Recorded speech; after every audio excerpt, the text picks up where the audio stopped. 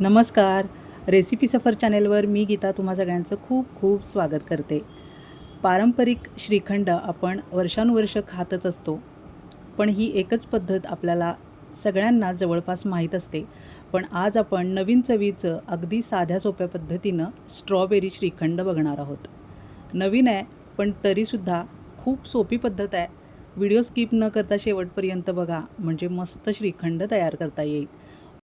तासाभरासाठी या सगळ्या स्ट्रॉबेरीज मी थंड पाण्यात भिजत ठेवल्या होत्या. त्यामुळं वरची सगळी धूळ, कचरा बघा पाण्यात उतरला आहे. खूपच काळं पाणी दिसतंय. असं तासभर तरी स्ट्रॉबेरीज पाण्यात टाकून ठेवा, म्हणजे त्या अगदी स्वच्छ होतील. बघा किती काळं पाणी झालं आहे. हे टाकून देऊया. आणि आता स्वच्छ झालेल्या या स्ट्रॉबेरीज आपण चिरून घ्यायच्या आहेत. त्यासाठी हा वरचा जो पानांचा भाग दिसतोय तो जपून कट करायचा आहे, कारण आपल्याला हा डेकोरेशनसाठी लागणार आहे. जर तुम्ही फोटो काढणार असाल किंवा काही स्पेशल गेस्ट येणार असतील, बड्डे पार्टी असेल किंवा मग लेक जावई येणार असतील, तर त्यांच्यासाठी आपण हे श्रीखंड बनवू शकतो आणि असं डेकोरेट करून सर्व करू शकतो. कुकिंग कॉम्पिटिशनसाठीसुद्धा ही रेसिपी अगदी उत्तम ठरणार आहे. चवीला इतकं उत्तम लागतं हे श्रीखंड. नक्की ट्राय करा या गुढीपाडव्याला. चव आवडली तर तुम्ही कायमच या पद्धतीचं श्रीखंड नक्की बनवणार आहात. आता या स्ट्रॉबेरीवर एक छोटं पिल्लूसुद्धा तयार झालं आहे. ते कट करून घेऊया. खूपच मोठ्या स्ट्रॉबेरी मिळाल्या आहेत. आता हे सुद्धा बाजूला करून घेऊया. आणि आता हे सगळं चिरून बारीक तुकडे करून घ्यायचं आहे आपल्याला. आता या स्ट्रॉबेरी जशा आंबट आहेत किंवा गोड आहेत त्या प्रमाणात आपल्याला यामध्ये साखर मिक्स करायची आहे. चिरून घ्या, म्हणजे छान पल्प तयार होईल. अशा अखंड मिक्सरला लावू नका. पाणी घालायचं नाही आहे पल्प करताना. चिरून झालेले आहेत. आता यासाठी आपल्याला चक्का लागणार आहे. आपल्याला ज्या प्रमाणात मिक्स करायचं आहे त्या प्रमाणात घ्या. हा चक्का साधारण 100 ग्रॅम आहे. तेवढीच स्ट्रॉबेरीसुद्धा घेतलेली आहे मी. आणि आता साखर लागणार आहे. साधारण निम्मी घ्या. ज्याप्रमाणे गोड किंवा आंबट आहेत त्याप्रमाणे साखर घ्या. त्यामध्ये 3 वेलची आणि 1 लवंग अवश्य टाका. खूपच सुंदर टेस्ट येते. आता आधी साखर दळून घ्यायची आहे. बारीक दळून झाली आहे. त्यातच आता हे स्ट्रॉबेरीचे तुकडे टाकूया, म्हणजे अगदी छान पल्प तयार होईल. वेगळं वेगळं मिक्सरला लावायची काही गरज नाही. ज्या प्रमाणात बनवणार आहात त्या प्रमाणात तुम्ही हे सगळं बनवून घ्या. खूप जास्त प्रमाण असेल तरीसुद्धा स्ट्रॉबेरीचे तुकडे आणि साखर असंच मिक्स करून मिक्सरला लावा, त्यामुळं पल्प छान तयार होतो. आता कढई तापलेली आहे. जाड बुडाची कढई घ्यायची आहे, त्यामुळं छान श्रीखंड तयार होतं. आणि आता यामध्ये पाणी वगैरे काहीही मिक्स करायचं नाही. जे आपण मिक्सरला मिश्रण बनवलं होतं स्ट्रॉबेरीचे तुकडे आणि साखर, हे कढईमध्ये मिक्स करून घ्यायचं आहे आणि सतत ढवळत राहायचं आहे. गॅस मिडियम ठेवला आहे मी आत्ता. यामध्ये जर काही तुकडे राहिले असतील तर ते विरघळून एकसारखे होतात, त्यामुळं पुन्हा मिक्सर लावायची काही गरज नाही. थोडा वेळ शिजवल्यानंतर हे सगळंच एकजीव होऊन जातं. आता सतत ढवळत राहायचं आहे. तळाशी लागण्याची शक्यता असते किंवा मग एका बाजूला चिकटसर होण्याची शक्यता असते, त्यामुळं सतत ढवळत राहायचं आहे. गॅस खूप मोठा करू नका, कारण मग चव बदलली तर श्रीखंड अजिबात चांगलं लागणार नाही. मीडियम गॅसवर आपल्याला सतत ढवळायचं आहे.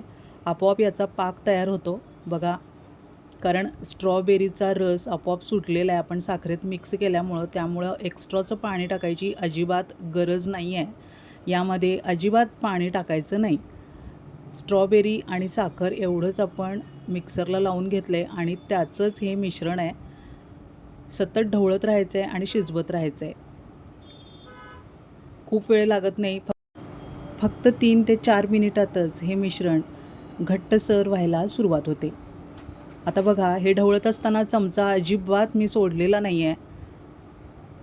आता हे मिश्रण फक्त 2 मिनिटातच तयार होणार आहे. गॅस मोठा केला आहे मी. फक्त 1-1.5 मिनिटांसाठी गॅस मोठा करायचा आहे. याच्यापेक्षा जास्त वेळ गॅस मोठा अजिबात ठेवू नका. मिश्रण जर तळाशी लागलं तर ते करपट वास येईल आणि चवसुद्धा अगदी बिघडून जाईल. त्यामुळं लक्षपूर्वक 1 मिनिटच गॅस मोठा करायचा आहे. आता मिश्रण एकजीव झालं आहे. यातलं वॉटर कंटेंट सगळं निघून गेलं आहे, दिसतं आहे आपल्याला. बघा अशा कन्सिस्टन्सीमध्येच पाहिजे आपल्याला मिश्रण.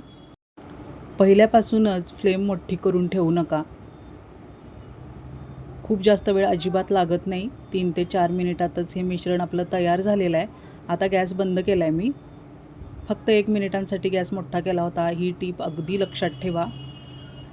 आता बंद गॅसवर हे मिश्रण आता सतत ढवळत राहायचं, म्हणजे यातली वाफ मोकळी होईल. थंड करण्यासाठी आता खाली काढून घेऊया. अर्धा तास तरी अगदी थंडगार झालं पाहिजे. बघा अगदी सगळं व्यवस्थित आटून तयार आहे. बरेच पदार्थ तयार करता येतील यापासून. आता जर तुम्हाला यामध्ये चक्का मिक्स करायचा नसेल, आवडत नसेल, किंवा चक्का खाल्ल्यामुळं घसा पकडत असेल किंवा खोकल्याचा त्रास असेल, तर तुम्ही हे असंच खाऊ शकता. असंसुद्धा खूपच छान लागतं. पण आता आपण गुढीपाडवा स्पेशल श्रीखंड बनवतो आहे, त्यामुळे यामध्ये चक्का मिक्स करणं गरजेचं आहे. अगदी थंडगार मिश्रण झाल्याशिवाय आपल्याला चक्का मिक्स करायचा नाही आहे. पाहिजे तर तुम्हाला वेळ कमी असेल तर 5 मिनिटांसाठी फ्रीजमध्ये ठेवलं तरी चालणार आहे. पण खूप वेळ फ्रीजमध्ये ठेवू नका, त्याचा घट्ट गोळा तयार होईल. लगेचच काढून घ्या आणि चक्का मिक्स करा. अंदाज घेत आणि जी चव आपल्याला आवडते, आंबट किंवा गोड, त्याप्रमाणे आपण चक्का मिक्स करायचा आहे. चमचाभर चक्का मी मिक्स केलेला आहे आणि असं सतत ढवळून एकजीव करून घ्यायचं आहे. चक्का मिक्स केल्याबरोबर याचा रंग फिका झाला आहे. रेड रोज कलर तुम्ही यामध्ये मिक्स करू शकता, त्यामुळं स्ट्रॉबेरीचा जो मूळ कलर आहे तो लगेचच याला येईल आणि फोटोसाठी किंवा शूटिंगसाठी, स्पर्धेसाठी तुम्हाला अगदी छान स्ट्रॉबेरीचा रंग मिळेल. हुबेहूब स्ट्रॉबेरी तुम्ही बनवू शकाल.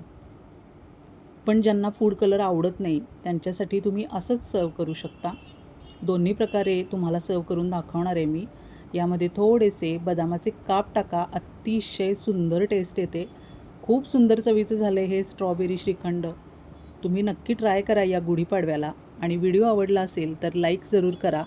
हाईप द्यायला विसरू नका. तुमच्या हाईपमुळंच आम्हाला मोटिवेशन मिळतं आणि नवनवीन व्हिडिओज करण्यासाठी आम्ही अगदी मेहनत घेत राहतो. आता बघा विना रंगाची ही स्ट्रॉबेरी मी सर्व केलेली आहे. त्यावर आता आपण मगाशी जे मुकुट त्याचे काढून बाजूला ठेवले होते ते पुन्हा त्यावर टोचून घ्यायचे आहेत आणि पुऱ्यांबरोबर हे श्रीखंड सर्व करायचं आहे.